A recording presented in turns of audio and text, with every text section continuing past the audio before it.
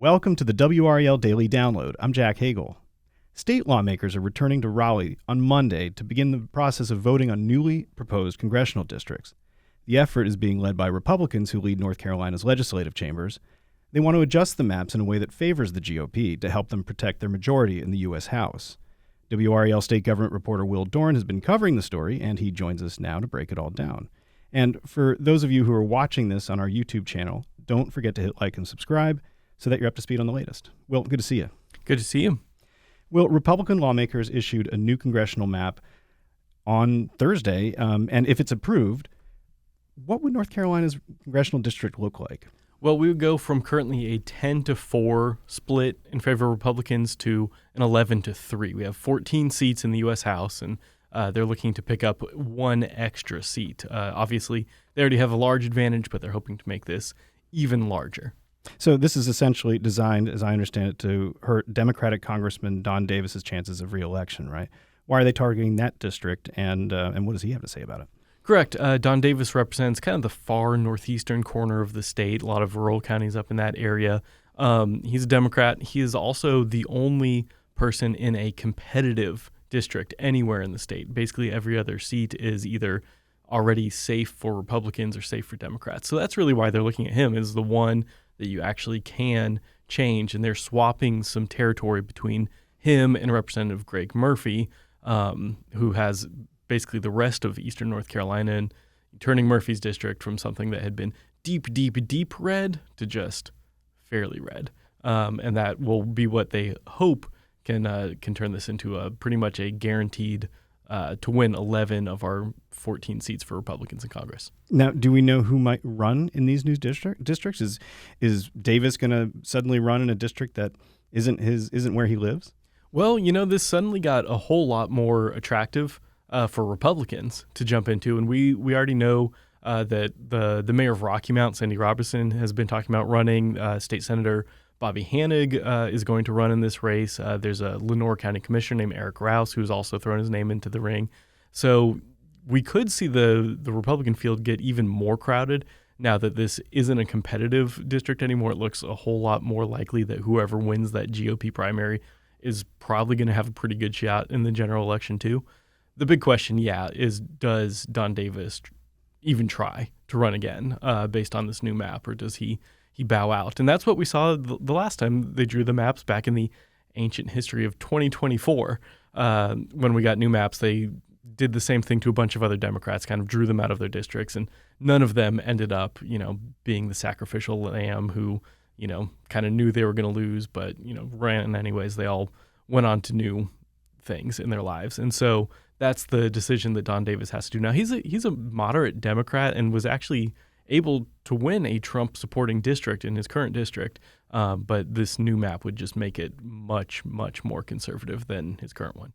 Well, let's take a quick break. When we come back, we'll talk about why Republicans want to change congressional districts and what happens next. Stick around. Welcome back to the WRAL Daily Download. We're talking with WRAL state government reporter Will Doran about Republican efforts to change North Carolina's congressional districts. Will, it wasn't too long ago that North Carolina had an evenly split delegation in Congress, 7 Democrats, 7 Republicans. How did our congressional districts come to favor Republicans recently? Well, it all goes back to the state Supreme Court, actually. Back in the 2020 and then 2022 elections, Republicans swept every single judicial race in the state. And so they flipped control of the state Supreme Court, and what that allowed that new Republican majority to do was to reverse precedent and say that gerrymandering is okay now. And so in 2022, back when Democrats still controlled the court had ordered that we needed fair maps, essentially. And so they came up with this map that was a 7-7 split of our 14 seats. Each party won 7. But then Republicans came in and said, no, the courts really shouldn't have any say over gerrymandering. It needs to just be up to the legislature. Essentially, whatever the legislature wants to do, they can do.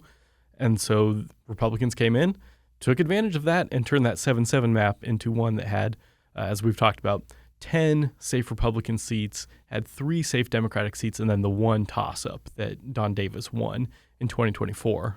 But now they're looking at it, and they don't think that that competitive seat needs to be competitive anymore, and that they can just turn that into another safe Republican seat. There's a bigger reason, though, why Republicans are trying to change these districts now, right? Yes, it's because President Donald Trump has asked them to. And we've seen this in plenty of states across the country. I mean, Trump is really calling on all Republican states to just further gerrymander their maps. Ahead of the 2026 midterms, Republicans currently control the U.S. House by only a very, very narrow majority. You need 218 seats to have a majority in the House, and they have 219.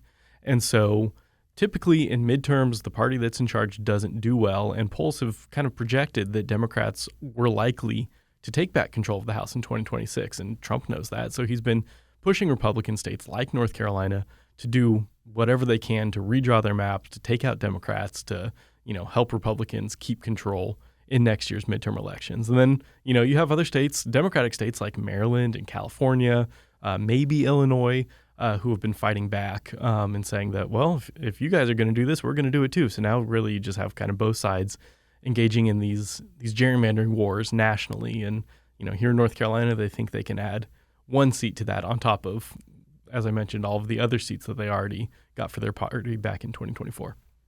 So what happens when lawmakers return? Can you walk us through that process, the legislative process? Sure. Well, Monday morning, it's going to kick off, and there's going to be, the redistricting committees will meet, and they'll, come up with the rules for the process and, formally roll out the maps. And then they will pass them through committee. They could take some amendments, maybe. They've already put out the map. It seems pretty clear that they have the map they want. If they, hear from folks over the weekend or during that committee on Monday who want to make some changes, they might make a few tweaks there, but I would not imagine that any major changes are going to happen. And then the voting will start, and we should probably see these become law midweek, I would guess. And what happens next? Does Governor Stein veto him? I don't think he can, right? Correct. No, the North Carolina Constitution actually bans the governor from being allowed to veto anything related to redistricting. And that was something that the Democrats did back when they were in charge, and I think they are coming to regret that now. But yeah, really the only option would be lawsuits. And we know that lawsuits are coming. We already heard from a group led by former U.S. Attorney General Eric Holder, who has sued North Carolina over gerrymandering before. And they put out a statement essentially saying that if you pass these maps, you're going to get sued again. Going to be a very interesting week and a very busy week, I'm sure. Thanks, Will. Thank you. That's WRAL State Government reporter Will Doran. For his breakdown of the latest redistricting effort, go to the NC Capital section of WRAL.com. I'm Jack Hagel. Thanks for joining us, and thanks for listening to the WRAL Daily Download and for making us part of your morning routine. Another great way to get WRAL news is the Morning Briefing newsletter. It's a daily email with Triangle news, events, and headlines to help you get ready for the day. Sign up at WRAL.com/newsletter.